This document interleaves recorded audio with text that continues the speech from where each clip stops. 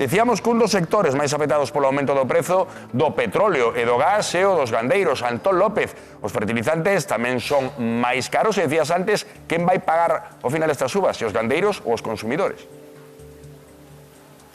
Sí, eu xa sei a resposta e eu creo que ti tamén e todos os que nos están vendo. Estamos na explotación familiar, casal, aquí en Melide, estou con Lucía, unha amiga do programa, e vamos a repasar agora os custos de produción, os elementos de produción que necesitan eles para producir carne das súas vacas, vale?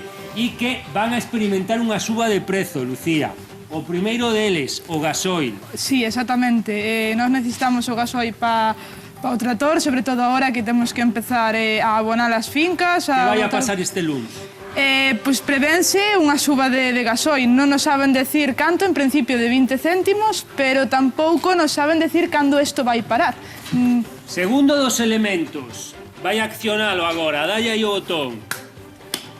A luz dos establos. Que nos dis, Lucía? Bueno, pois a verdade é que nos temos suerte porque temos ganado fora, pero sí que é verdade que a luz é esencial para moitas cousas. En ganaderías de leite van a notar máis porque vai subir robos de ordeño, salas de ordeño, vai subir, isto vai se disparar.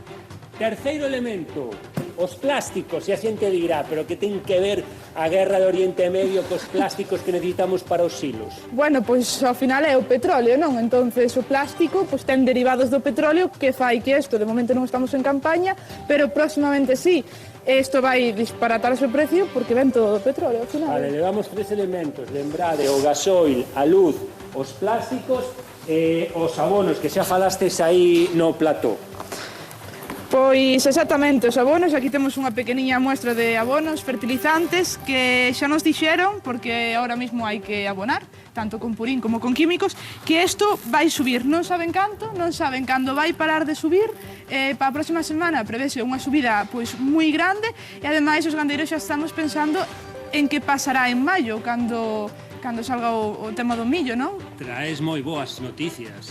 Bueno, a verdade é que moi boas, non? Porque xa pensamos no futuro que isto vai coller un camiño que non se sabe pa onde, vamos, vai ser un problema moi grande. Ti crees que tanto nós, os consumidores, como vos, os produtores, vades a sofrir esta suba de precio, verdad? Sí, xa non só nós, pero os consumidores tamén, porque nós imos pagar, o sea, súbenos o gasoil, súbenos todos estes elementos, pero ao final a carne non nos vai subir, pode ser que nos baixe, esperemos que non, por favor, pero ao final a carne nos supermercados vai costar máis, o sea, vai costar máis o kilo.